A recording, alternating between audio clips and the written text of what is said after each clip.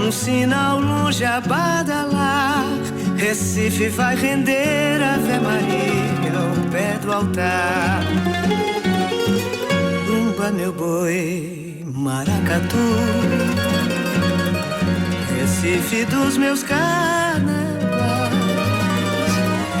Não vejo mais sim a mocinha, a luz de um lampião de gás. És primavera dos amores, do horizonte és o arrebol. Vai madrugada serena, traz delirante poema. Chegamos ao final da audição de hoje do programa Frevo Patrimônio Cultural da Humanidade, levado ao ar de segunda a sexta neste horário. Técnica de som e computadores, Marcos Antônio. Esteve com os senhores Hugo Martins.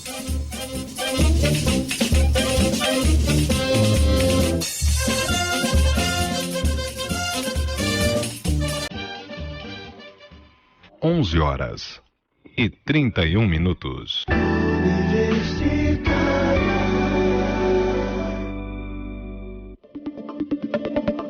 Jornalismo, crítica e diversidade.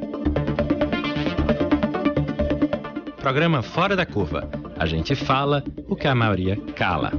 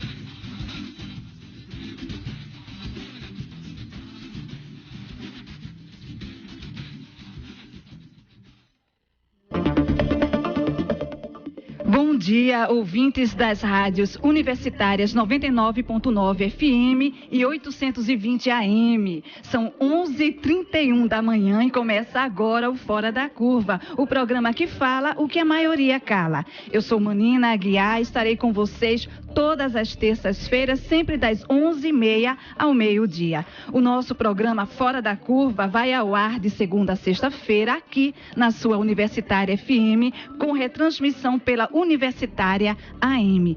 Você também pode acompanhar ao vivo pelo facebook.com/programa Fora da Curva, pela página da Marco Zero Conteúdo e pelo Facebook/99 Universitária. Participe do nosso programa deixando mensagens nas nossas redes sociais.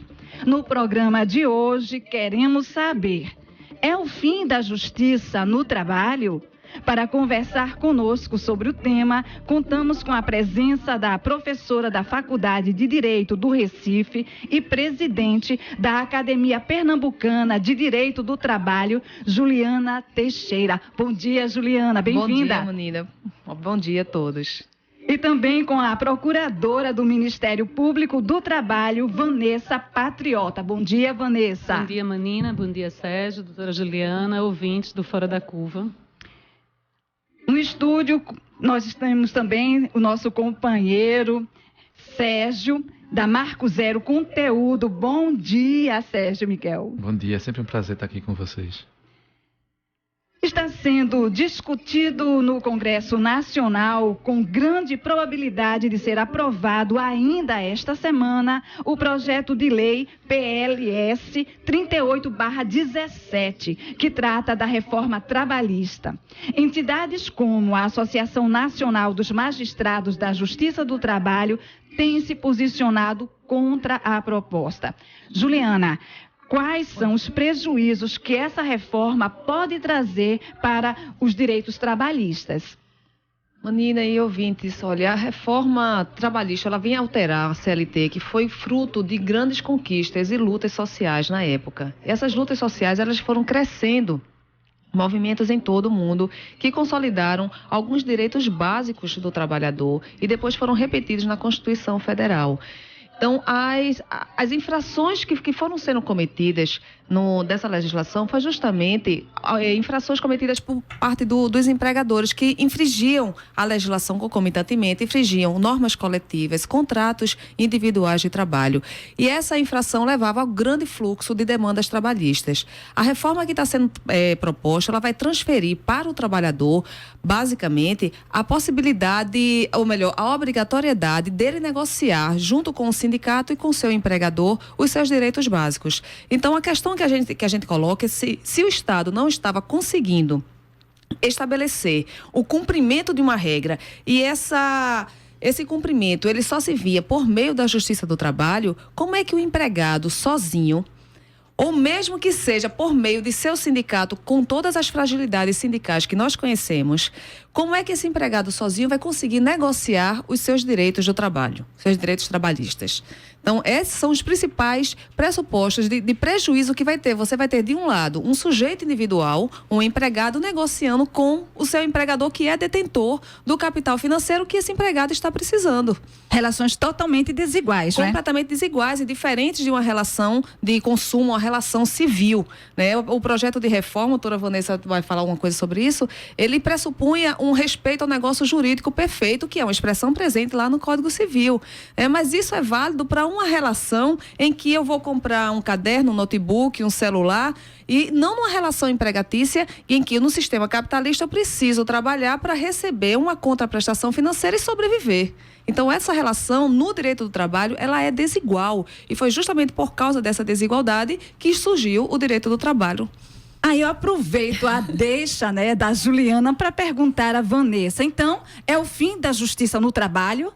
Da justiça no trabalho, nós podemos pensar que vai haver um grande prejuízo ao trabalhador, né? Então, de fato, quando os direitos dos trabalhadores são vilipendiados, são sonegados, são destruídos, a gente pode dizer que é o fim de uma relação justa, de uma relação em que o direito do trabalho busca colocar em um pé de igualdade. O direito do trabalho, como a doutora Juliana bem comentou, surgiu exatamente por essa desigualdade existente entre capital e trabalho. O direito do trabalho veio resguardar trazer algumas garantias para o trabalhador. Então, na medida em que essas garantias são rasgadas, e é isso que vai acontecer, nós não temos uma reforma. A reforma é algo que se constrói para melhor. Nós temos um cômodo ruim dentro de casa, nós vamos reformar para melhorá-lo.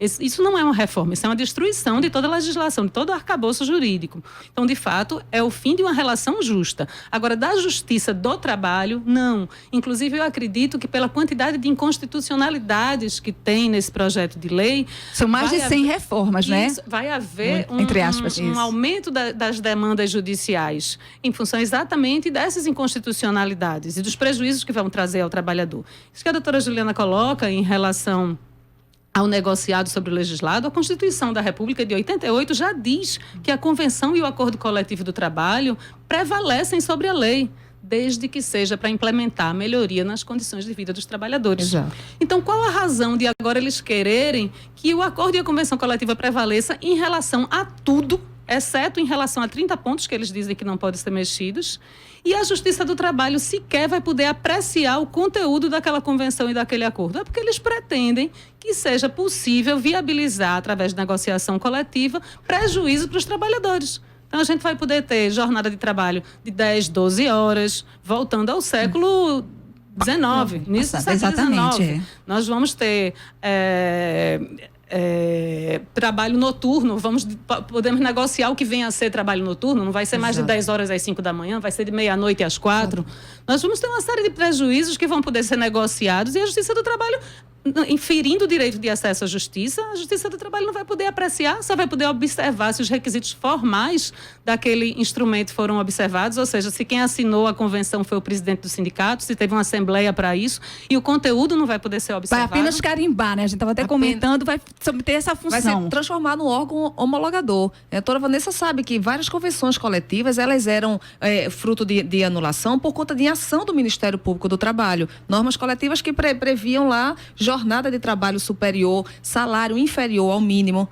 E aí o Ministério Público, via de regra, ingressava esse aparato com que a gente já tem. Do e Estado. ainda assim nós víamos acordos Exato. e convenções coletivas ferindo, subtraindo o direito dos trabalhadores. O Ministério Público ingressa com a ação civil pública e pede ao Judiciário que anule aquela cláusula ilícita que traz prejuízo. Exato. E que condene os sindicatos a não mais firmarem acordos com aquelas cláusulas. E o que é que pode ser feito agora? Lógico que o Ministério Público do Trabalho, considerando que é ilícita, que é inconstitucional esse dispositivo, porque fere o direito de acesso à justiça, que está consagrado no artigo 5º da Constituição, vai continuar ingressando com as ações e tentando demonstrar a inconstitucionalidade. Mas você vai ter uma legislação agora impedindo o juiz, ou pelo menos fazendo com que o juiz questione se o MPT pode ou não ingressar, vai ter conflito de competência. Na fala de Vanessa, ela se reportou à questão das jornadas de trabalho. Eu queria, Juliana, que você falasse um pouquinho também a respeito desse tempo, né, que vai interferir na questão da saúde e também na questão da segurança no trabalho, que foi também um dos grandes conquistas, um dos grandes ganhos, né, da luta por direitos. A imprensa vem sempre colocando que não haverá nenhum tipo de prejuízo nas normas de segurança e medicina do trabalho, que não há disposição desse projeto de reforma, nisso daí, nesse tocante. Mas isso não é verdade quando ele possibilita a negociação coletiva mensal, que não ultrapassa as 220 horas mensais. E quando ele autoriza também a jornada intermitente e a possibilidade de jornada em escala de revezamento de 12 por 36. Então, essa jornada de revezamento de 12 por 36, por exemplo, já existia na nossa Constituição Federal, a escala de revezamento, e o Supremo já tinha entendido que isso não era prejudicial ao trabalhador, porque possibilitava que ele tivesse mais tempo de descanso. Uhum. Entretanto, o que a gente observou ao longo de todos esses anos, 25 anos da Constituição Federal, foi que o trabalhador que labora 12 horas e folga 36, ele tem um salário reduzido. Um salário que não é majorado, e isso faz com que ele tenha um segundo emprego. Então ele trabalha 12 horas e segue para um outro emprego. É o caso de segurança pública, de pessoal de hospital, técnicos de enfermagem. E isso causa um prejuízo à saúde do trabalhador. A segurança e a medicina do trabalho não são aquelas normas específicas de EPI, capacete, bota, não é somente isso. A saúde do trabalhador, ela está inerente ao meio ambiente do trabalho, e o meio ambiente do trabalho, ele está inserido no meio ambiente comum. Então, aquele cansaço, aquela estafa daquele trabalhador, aquela obrigação que ele vai ter de laborar naquelas condições impostas do trabalho intermitente, um dia trabalhando 2 horas, no outro dia trabalhando 4, no outro trabalha 10, mas não vai passar de 44 semanais. Mas os 44 semanais não estão mais nem estabelecidos. Não está nem estabelecido. O que é pior, a questão de 12 por 36, que eu acho péssimo, mas aí tem categoria que diz, mas eu tenho 36 horas de descanso e não arrumei um trabalho. Mas o pior é que ele só estabelece agora as 220 horas mensais. Então, a princípio, ele pode trabalhar 12 horas hoje, 12 horas amanhã, 12 horas depois da manhã, 12 horas por alguns dias seguidos, desde que não desrespeite as 220 horas. Então, a estafa, o risco de acidente aumenta. Aumenta substancialmente. E fora o estresse que você vai ter físico e mental, e você leva isso para casa. Então, como é que ficam as relações familiares? O tempo à disposição da família também. Olha, e como você falou em casa, né? A gente discute isso no âmbito doméstico, mas a gente também precisa ter um olhar para o que a mídia tem colocado para a gente. Vocês estão falando aqui de uma forma tão apaixonada, né? Lutando pelos direitos dos trabalhadores e trabalhadoras. E a mídia? Como é que está esse assunto na mídia? Está sendo também colocado? É um assunto que vem na pauta da mídia, e coube a mídia, né, nesse processo, acho que uma parte suja do serviço. Porque imagine vocês que é uma reforma que claramente retira direito dos trabalhadores, retira direito de grande parte da população do país. Como você vai fazer isso sem causar tanta revolta popular? Aí é que entra a mídia nessa cobertura. Se você observar a cobertura da mídia, ela nitidamente tem o papel de querer vender essa reforma como uma coisa positiva. Sem falar que a mídia também os donos da mídia, quando eu falo da mídia corporativa, eles são pessoas ligadas ao poder econômico, ao grande capital. Então eles também têm interesse particular, pessoal nisso. Mas a mídia tem feito. Então o discurso da mídia nós temos uma legislação anacrônica que precisa ser modernizada. Essa modernização passa muito pela sobre essa negociação patrão e empregado, que o negociado vai sobrepor o legislado e que isso vai aquecer o mercado e gerar empregos. Esse é o discurso. E eles passam como se o trabalhador, o sindicato profissional, tivesse capacidade de dialogar com o sindicato patronal. Nós temos 11.300 sindicatos profissionais no Brasil. Nós temos alguns sindicatos fortes, é certo, como de bancários, metalúrgicos, que estão famosos no ABC, mas nós temos muitos sindicatos fracos. A grande maioria, não tem poder de barganha. Inclusive sindicatos que pelegam, sindicatos que são que os presidentes dos sindicatos ali é um negócio cartorial e que defendem interesses do próprio patronato. Isso pelo país afora é o que mais tem. Infelizmente é o que tem. Então a mídia apresenta isso. Para se ter uma ideia de que isso não é só uma coisa que a gente fala em tese, a ONG Repórter Brasil, eles foi publicado inclusive ontem esse levantamento. Eles analisaram a cobertura da mídia de 20 a 30 de abril. Foi 5 dias antes e 5 dias depois de quando Rodrigo Maia levou isso para a Câmara, para plenário. Então eles fizeram uma análise da cobertura. Para você ter uma ideia, o Jornal Nacional dedicou a esse tema 11 minutos e 8 segundos. 100%, 77% desse tempo favorável. E 100% dos especialistas ouvidos eram favoráveis à reforma. O Jornal da Record, que é um outro tema, foi 100%. Eles dedicaram um pouco mais, 19 minutos e 26 segundos. Desses 100%, todos favoráveis à reforma. E 100% dos especialistas entrevistados também favorável. Se você vai isso para os jornais, foram 150 textos analisados no Globo, no Estadão e na Folha de São Paulo, os 3 jornais de maior circulação nacional, e que o que eles colocam ali, eles têm suas agências, Agência Folha, Agência Estadão, é reproduzido pelos jornais, inclusive pelos nossos jornais aqui, os 3 jornais do Comércio, de Pernambuco, Folha de Pernambuco, então eles reproduzem. Nisso, para você ter ideia, o Globo, 88% das matérias eram favoráveis à reforma. Teve até na novela Rockstar, passou uns 3 dias seguidos, somente de uma cena entre o Paulo Betti e uma garçonete, sobre a possibilidade, como ia ser bom ela poder negociar diretamente o horário. O poder, o poder que se tem da mídia para a pesquisa nem entrou nessa coisa dessa... Eles estão fazendo até merchandising nas novelas. Isso foi só nessa escolha. O Estadão, 68% do seu conteúdo foi defendendo. A Folha de São Paulo, que aí fugiu um pouco do padrão, ele teve 42% das matérias favoráveis à reforma. O resto é ou neutro ou menos assim defendendo os direitos dos trabalhadores. Isso muito mais nos articulistas que escrevem na Folha do que no conteúdo editorial. Mas mesmo assim, além de tudo isso, o pouco que é contra vai ali embaixo, quase escondido, só ouvimos também o outro lado e dá uma frase ali. Muitas vezes o que é defendendo a reforma vai ali para a manchete, tem muito mais destaque também, ainda tem todas essas coisas. Então, uma cobertura desigual, totalmente de defesa. Eu acho que poucos assuntos têm um engajamento de defesa tão grande da mídia corporativa como essa coisa da reforma trabalhista. Essas discussões você acompanha na Rádio Universitária, a nossa rádio pública.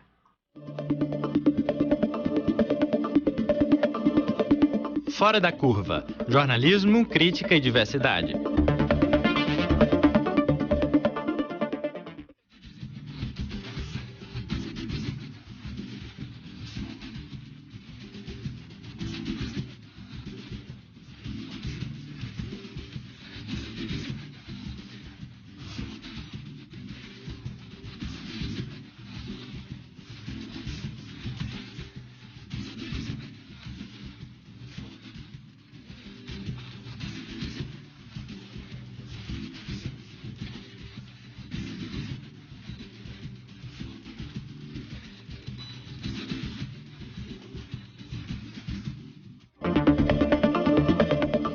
Para você que sintoniza agora a sua Universitária FM 99.9 MHz, esse é o Fora da Curva, jornalismo, crítica e diversidade. Você também pode acompanhar ao vivo pelo facebook.com/programa Fora da Curva, pela página da Marco Zero Conteúdo e pelo Facebook /99 Universitária, repetindo, Facebook /99 Universitária. No programa de hoje, nós queremos saber, é o fim da justiça no trabalho?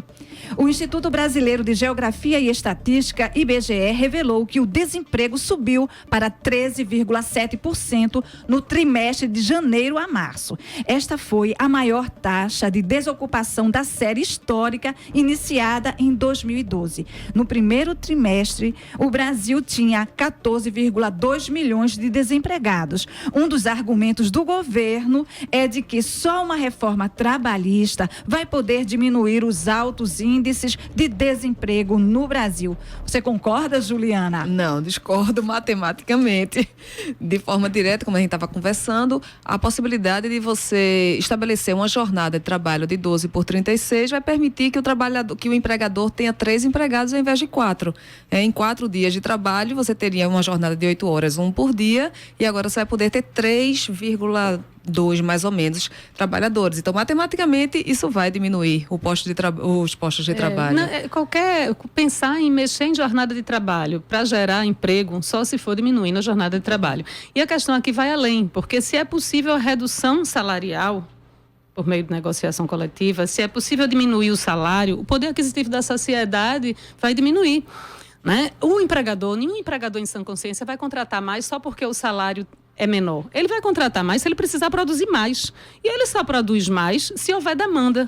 E a sociedade só vai demandar bens e serviços se tiver poder aquisitivo. Como é que nós vamos reduzir salário, reduzir benefícios e imaginar que isso aí vai gerar posto de trabalho? Em canto nenhum no mundo isso aconteceu. Existem pesquisas, relatórios da OIT, que mostraram que países da União Europeia que adotaram esse tipo de política, esse tipo de modificação nas leis trabalhistas, incentivando o contrato a tempo parcial, contratações precárias, não aumentou o número de postos de trabalho, ao contrário, ele transferiu os postos de trabalho com mais garantias para postos de trabalho com menos garantias. E nós tivemos uma experiência aqui no Brasil mesmo, né? Nós esquecemos da lei 9.601 em 98, que foi uma lei editada no ano de reeleição, no grande escândalo da questão da reeleição, escândalo da pasta rosa, e que foi quando ela instituiu o banco de horas e permitiu também a contratação de trabalhadores com FGTS de 2%, mas contanto que o empregador somente acrescesse a quantidade de trabalho de trabalhadores.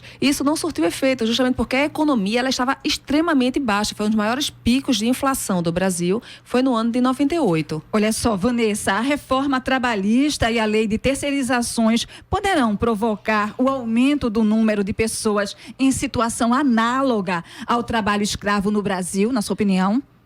Manina, tem uma pesquisa que foi apresentada pela Fundacentro num evento promovido na USP, agora em março, que ele mostra que 82% dos trabalhadores encontrados em situação análoga de escravo eram terceirizados. O que aconteceu recentemente foi aprovada uma lei de terceirização. Foi uma lei, a 3.429, na realidade, ela alterou a lei de trabalho temporário, que é a lei 6.019. Ela trouxe vários prejuízos em relação ao trabalho temporário, aumentou o prazo. Hoje em dia você pode ser contratado como trabalhador temporário por quase um ano, por 270 dias. Então, qual é a temporariedade que existe nisso? Se durante um exercício financeiro inteiro você vai poder estar contratado como temporário. Enfim, trouxe outros prejuízos em relação ao trabalho temporário. Mas em relação à terceirização, ela não permitiu a terceirização de atividade finalística, como propagaram tanto por aí. Disseram que a lei vinha para permitir terceirizar tudo, é a terceirização sem limite. Ela não trata disso. No dispositivo que ela trata de trabalho temporário, ela diz que pode contratar como temporário para atividade fim. Lógico, o trabalho temporário é isso mesmo. Um trabalhador vai sair de férias por um mês ou para precisar contratar outro por um mês, não justifica que seja por tempo indeterminado. E é a atividade fim. Quando ele tratou de terceirização, ele não trouxe isso. O legislador, percebendo que não tinha passado a atividade fim, inseriu agora, durante o trâmite do projeto de lei de reforma trabalhista na Câmara dos Deputados, inseriu um dispositivo permitindo terceirizar a atividade fim. O que são atividades fim para o pessoal que está ouvindo? Olha, veja só, atividade fim é aquilo que é essencial e permanente de uma empresa.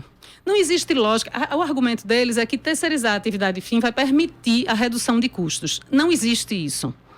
Não é possível terceirizar com redução de custos. Qual é a lógica da terceirização? A terceirização eu vou focar naquilo para o qual eu me constituí, naquilo que eu sei fazer, e repassar as atividades periféricas que eu não tenho know-how para empresas especializadas. Então, eu tenho uma fábrica de brinquedos, eu sei fabricar brinquedos, entendo do processo produtivo de fabricação de brinquedos, mas eu quero ter um refeitório e fornecer refeição para os meus empregados. Eu não sei fornecer refeição. Eu vou contratar uma empresa terceirizada que vai dizer, que vai montar o refeitório, vai dizer quantos fogões vai precisar, vai comprar as geladeiras, vai dizer quantos trabalhadores vai precisar. Isso é terceirizar, isso é legal.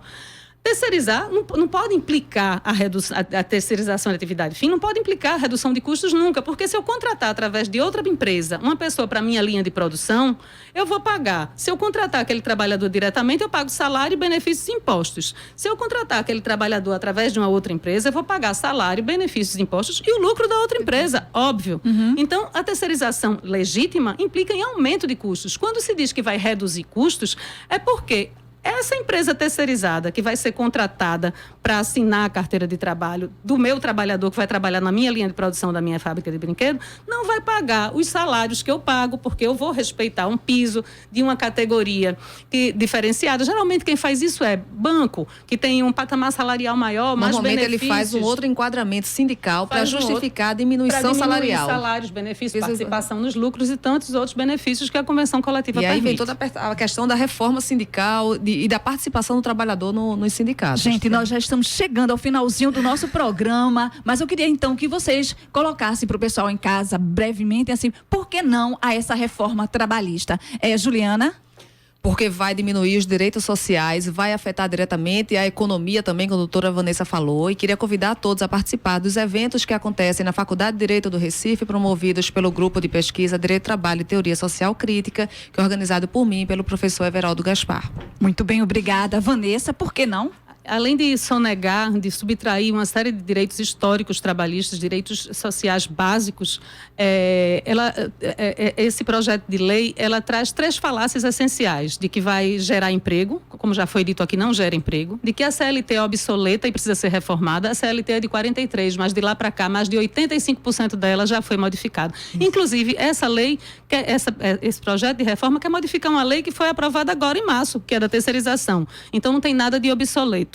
E depois que terceirizar é a redução de custos, que não é. Então, é preciso entender que essa reforma vem apenas para aumentar o lucro das empresas com a diminuição dos direitos dos trabalhadores. É preciso que a sociedade se mobilize, que cobre dos senadores. Não basta apenas nós elegermos, nós precisamos cobrar o compromisso deles com a população. Então, está no Senado, procure seu senador, procure seu sindicato. É preciso se manifestar e é preciso dizer não a esse projeto tão precarizante.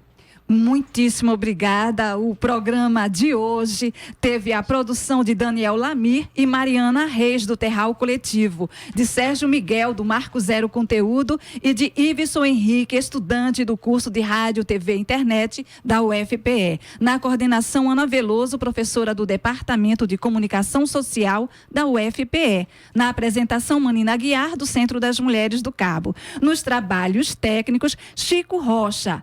Nas redes sociais, Ed Rodrigues e Milena Oliveira. O Fora da Curva é uma realização do Departamento de Comunicação Social da UFPE, em parceria com o Núcleo de Rádio e TV Universitária, Departamento de Sociologia, Marco Zero Conteúdo, Centro de Cultura Luiz Freire, Centro das Mulheres do Cabo, Centro Sabiá e Terral Coletivo de Comunicação Popular. Lembrando que a equipe de hoje vai estar de volta na próxima terça-feira.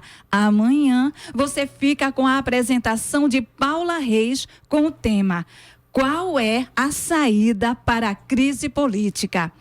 Se deseja ver esse e todos os outros programas, é só acessar o link facebook.com/programa Fora da Curva ou pela página da Marco Zero Conteúdo. Fora da Curva, seu programa de jornalismo, crítica e diversidade. Aqui a gente fala o que a maioria cala. Boa tarde. Fora da Curva. A gente fala o que a maioria cala. 11 horas.